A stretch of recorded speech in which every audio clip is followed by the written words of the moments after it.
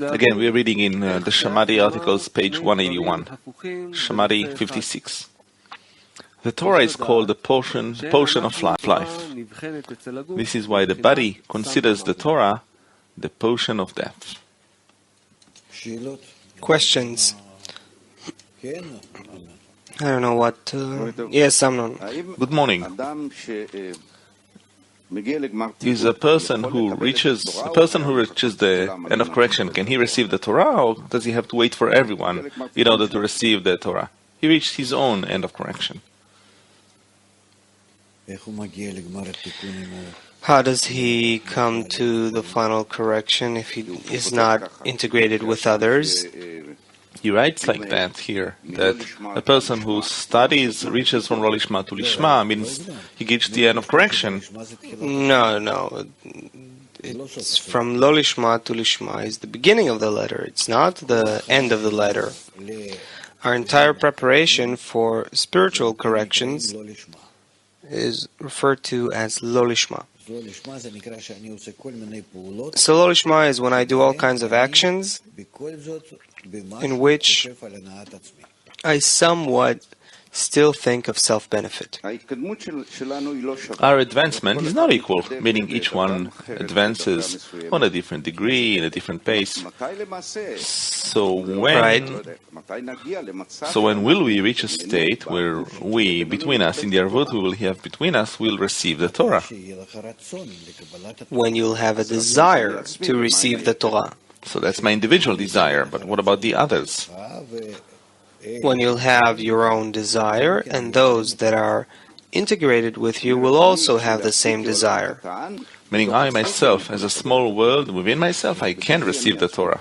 Right. Inside myself. If you will feel that the whole group is inside of you, and you already see it as corrected. And this is possible? You're talking about the Kli that is ready to receive, or you're correcting the Kli, meaning you wish to receive the light that reforms, so that you see yourself together with everyone in a corrected way. This is your personal observation. You're talking about an individual. An individual, yes. Okay, so you are now observing the group, the world, seeing that everything is one great chaos. But towards the Creator, everyone's in the final correction. Towards ourselves, we don't even know where we are. We can't define this world, the next world, and so on. What do? I try to achieve such an inner correction that I unite everyone, connect them, relate to them. I wish to come to a point where I will want to see everything corrected. And then I see that what's not corrected is only me, in how I determine my state in which nothing is corrected, because my egoistic desire is not corrected. And then I'm asking to correct my desire. And then the light comes and corrects my desire, and I see that the whole world is connected, and I'm connecting to it also. And after I did, we all become as one, and in that vessel of Arvut, I receive the fulfillment called Torah. There's the Torah which is the light that reforms, and there's Torah that fulfills, the light of Chokhmah itself. And that's how I come to the first revelation. The Kli is corrected, and the light that comes in turn. And then, when a certain portion of Pharaoh unfolds again, what I took from Egypt, we think we take good things from Egypt. There's no good things there. What we took from the Egyptians is only the broken vessels, what you can take from Egypt and elevate to correction. So, once again you discover that you have a big heritage from Egypt, and You go through all the degrees in the same way until it means that you've corrected the whole of Egypt. And only on the final degree such things accumulate that you cannot correct on your own, and that's a special action of correction. When it says that one has left with a great possession, it means that this possession is actually... Yeah, we'd wish, to just escape without taking anything. So for me, in order to reach anything, I have to ask for the reforming line, right? I have no other... Right. First of all, you stole. You lied to the Egyptians. You took all their silver and gold vessels. Silver means the broken vessels of bestowal, of chasadim. The gold vessels mean the broken vessels of reception, the vessels of chokhmah. You took all of that from the Egyptians, now you have to correct both. Vessels of silver and gold. If you can explain towards the holiday to the viewers and to the students of the campus, what are the 10 commandments that we have to repeat every day and everything that has to do with that? The 10 commandments in our context is firstly the examination of what desires towards connection do I have, because all of it is only towards connection.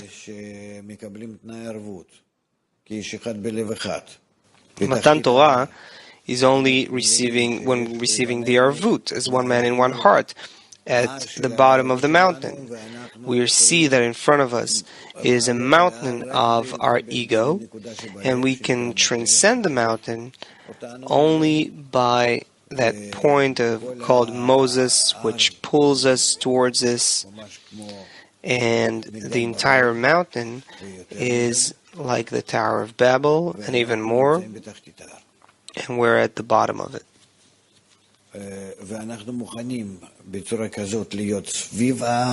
And we are willing to be around the mountain in that way together, meaning to put our egos together into a mountain and yet not be afraid and long for a connection, because the whole purpose of our ego is to be against the connection. And when we unite, we demand to discover the force of bestowal through our connection, because the inclination towards connection is the kli, it's the mutual bestowal from love of the created beings to the love of the Creator. And so, in the end, we come to accept this goal of love thy friend as thyself. All of this comes from the first decision at the holiday of Shavuot, the Feast of Weeks. And that is correcting our vessels bit by bit throughout the counting of the Omer. The Omer refers to unity. It's when we collect ourselves together as much as possible and discover that we're capable of or not capable of it. And after we collected ourselves together, we discover on the 50th day what we can do with it. Every day is a request and blessing for correcting this and that sphira from 7 times 7, the 49 sphirot that are really the connection between us, between Malchut and Bina. Then we have corrected vessels, meaning they are connected vessels. This is the meaning of corrected. And then we can receive the light that reforms. And then it becomes, then the comes the light that reforms, and then in the same kli, instead of correction, we begin to have fulfillment. All of this is symbolized by this holiday. It's a very special and great day. There's no happier day than the day of receiving the Torah for Israel. But you see, it kind of fades away from us, because what do we know about this holiday? We know that we eat dairy products. Just like the cow gives us milk, so, we have this Torah that we're given. Okay, and if we get something from it, we'll drink from it. And if not, and so Israel, who need to understand, who need to be in the land of Israel, necessarily need to understand what is the giving of the Torah. There's nothing greater. Of course, Egypt is the beginning of the path, and all the path is correcting ourselves, but it's towards receiving the Torah. And it doesn't matter that afterwards, after we receive the Torah, we break it, and then the sparks of it permeate our vessels, and we're still mingled with the Egyptians in our vessels, and we go through the making of the golden calf, and then we receive the second tablets, and that's the Day of Atonement. And yet, after that, we come to Purim. Well, that's after Hanukkah and Purim, and that's how the year ends. And we truly hope that we at least begin this process, which eventually ends at the final correction. Yes? Yes, but people want to know a little bit more details. For example, the Ten Commandments, what is this whole thing? The people want to know, do we need to keep it? What does it mean? Don't steal, don't kill. What are all these things in terms of Kabbalah? Well, if you want, in Kabbalah's perspective, we have a complete, a very good article from Bala Sulam. That's at the end of the first part of the introduction of the book of Zohar. You have an article there about the 10 Commandments and the 13 corrections of Dikna, and how they're integrated with the 613 mitzvot, and he explains it there.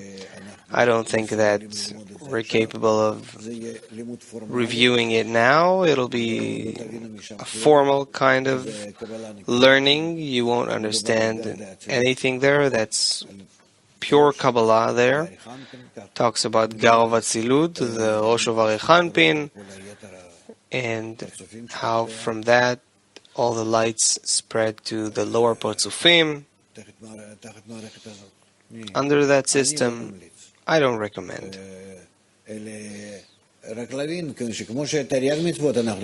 Just understand that just like we don't understand the 613 mitzvot, we also don't understand the 10 commandments. What? To respect your mother and father, you understand what it means in spirituality or not? It talks about the connection between Zon and Abba Vema. What does it mean to respect them, to connect to them, in what way, and so forth?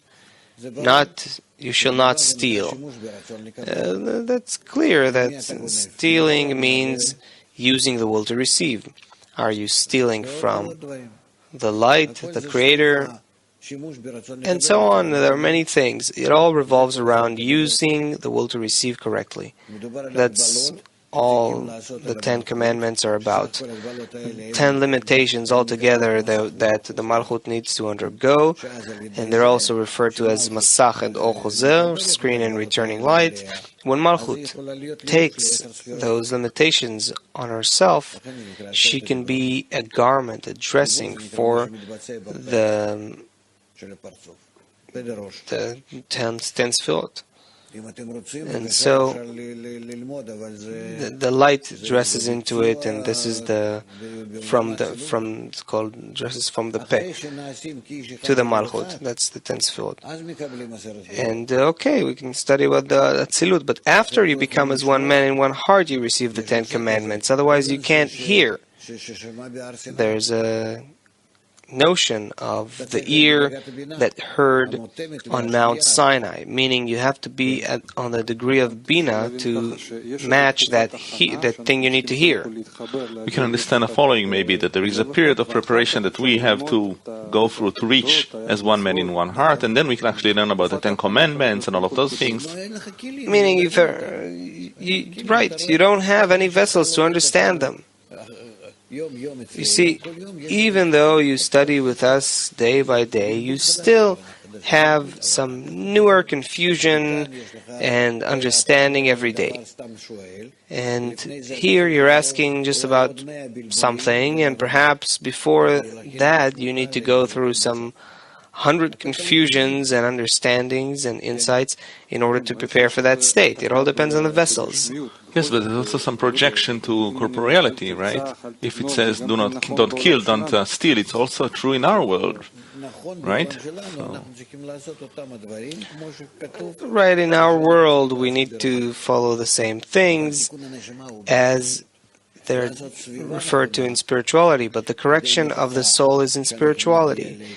To create the right environment in order to come to the spiritual correction, we also need to do that in corporeality, right? But before we do these corrections, we need to understand that the biggest rule, the general foundation of the Torah is love thy friend as thyself, meaning all the corrections, all the details, all the elements the Torah describes is about how do we come to that condition of love thy friend as thyself. In each and every phase that we do between us and this dark world, between us and all the spiritual worlds, and it doesn't matter whether I know what Abba Ve'ima is where. All I know is one thing: my attitude towards whatever it is should be love.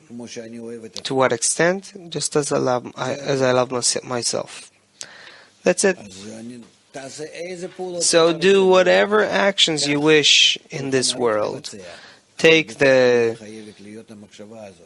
halakha, the Shulchan Aruch, and do it as much as you want. But you need to follow it in a way that it's not words, that it's your desire that necessitates you to follow it. Otherwise, it's not a mitzvah. Let's say it's written that you must not pronounce the name of the Lord just like that. You'll receive a punishment for that. What does it mean to not to just pronounce the name of God? You can't do such a thing. You'll get punishment for it. What is that? If you're going to work with the Creator's name and you do that incorrectly, that means that you can contact Him in order to receive rather than in order to bestow. That's what's forbidden. It's all with respect to what we studied. There's nothing more. It's just details.